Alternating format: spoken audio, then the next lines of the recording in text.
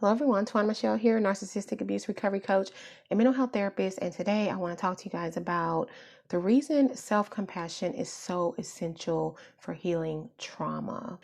When we experience trauma, especially interpersonal trauma involving people and relationships where we have been hurt and betrayed by those that we love, maybe those that we expect to protect us and to help us feel safe and secure in this world, starting with parents. Often we have trauma in our families of origin, and then we become adults who enter into relationships, romantic relationships especially, that can become pretty traumatizing or trauma filled.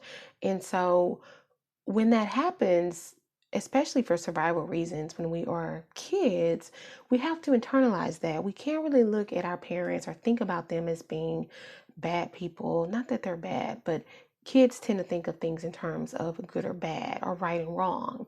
And so when we are children, and we may feel like we are being hurt by our parents, or we are not getting our needs met, or we are feeling abandoned and lonely and unloved and unworthy, we can't really fault our parents just for our own psychological survival, because they are the very people that we need to not only psychologically survive as children, but also to physically survive. I mean, we depend on them to meet our very needs, to make sure we have food, to make sure we have food and clothing and shelter and all of those things.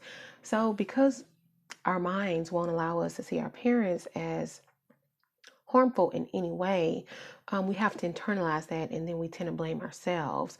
So when our trauma involves people, as in interpersonal trauma, there's a lot of self-criticism that goes into that. There's a lot of self-blame. There's a lot of self-doubt, loss of self-esteem, self-confidence, sometimes even so far as self-hatred.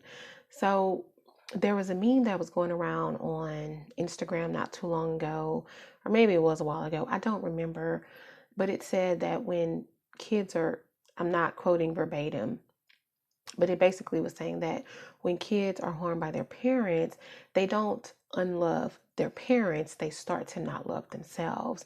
And so that is, I think, just a very accurate and perfect description of what happens when we experience interpersonal trauma, and not only as kids, but also as we come into adulthood with our romantic partners.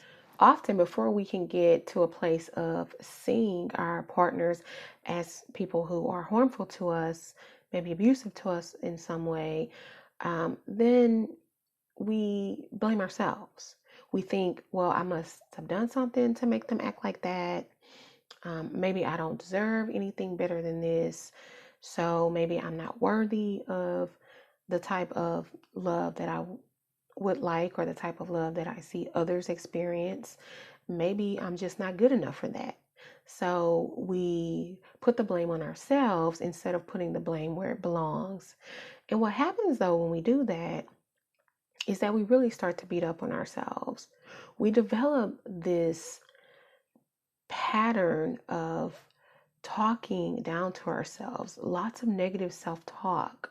We develop these patterns of putting ourselves in situations even that reinforce these negative core beliefs that we have about ourselves. For example, if I believe that I'm unworthy of anyone better than this narcissist that I've been with, if I believe that I don't deserve anyone good, then that's going to be in my subconscious. So when I am open to the possibility of a romantic partner, I am going to be drawn to those that I think matches my level of my perceived worth. So if there's a potential partner who I think I'm not good enough for, then I'm not going to even bother. I'm not going to waste my time. I'm not going to waste their time. And so we end up perpetuating this cycle of negative interpersonal experiences because we find ourselves in these situations with these people, because it reinforces our belief about ourselves. Not only that, these people are skillful manipulators, and they know how to choose you. They know how to pick you out of a crowd. So it's really a combination of both of those things. But the problem is, the more we do this, the more we are going to have trauma in our lives, the more we're going to have really unhealthy, dysfunctional interpersonal relationships in our lives. And the more we do this, the more we are going to get in the way of our own healing. And I'll tell you what that looks like. When we experience trauma, there's a lot of unpleasant feelings and thoughts and even behaviors that are associated with that. Sometimes you may experience, panic and fear and anxiety, and you may experience just low energy and a depressed mood and low motivation. And all of those things that you feel may get in the way of you doing things for yourself that would be more positive things, that would lead to feelings of productivity and would lead to feelings of well-being and would lead to improvements in mood. So because of that, the trauma and the beliefs that we have about ourselves and the mood disturbances and other mental health symptoms that we experience as a result of trauma, we don't feel like we're our best selves. And what we tend to do is beat ourselves up. And the more we beat ourselves up and criticize ourselves and blame ourselves, not only for the trauma, but for everything that occurs afterwards, all of the symptoms involved, all of the trauma symptoms that we feel, that we experience, they somehow become our fault too. And that reinforces that we're just not good enough. We should be able to snap out of it, get over it. It doesn't happen like that. And the more we think like that, and the more we put ourselves down, and the more we beat ourselves up, the more we stay stuck in that position, in that cycle. And the only way out of it is really to have self-compassion and grace for yourself. You have to be able to look at your situation realistically. You have to be able to see and tell yourself that it is not my fault that I was hurt by this person. It is not my fault that I ended up in a relationship with this person. Any abuse that I suffered is not my fault. It makes sense that I feel this way. It makes sense that I have days where I'm down and I'm depressed and my energy is low and I can't get out of bed.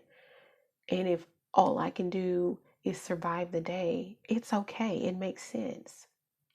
It's okay if I still struggle with fear and anxiety and panic.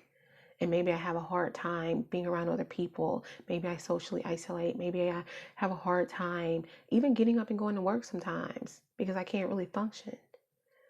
So recognize that those things that you experience are a result of your trauma, and it's not about who you are. And the more you beat yourself up about it, the more you're going to stay stuck in that mental state. The only way out of it is self-compassion and grace, self-love, self-nurturing. The same things you would say to a friend who's experiencing that. The same thing you would say to a loved one who is struggling and having a hard time because of something they went through. That is not their fault. So I just came here today just to give you this brief message and let you know that you have to start practicing self-compassion. That may look like self-forgiveness. That may look like self-care. That may look like self-love. That may look like self-nurturing. It's giving back to yourself, reconnecting with yourself, and recognizing that everything you went through was not because of you. And everything that you feel is what you're supposed to feel as a result of the things that you've been through. So I know it's a struggle. I know it's hard.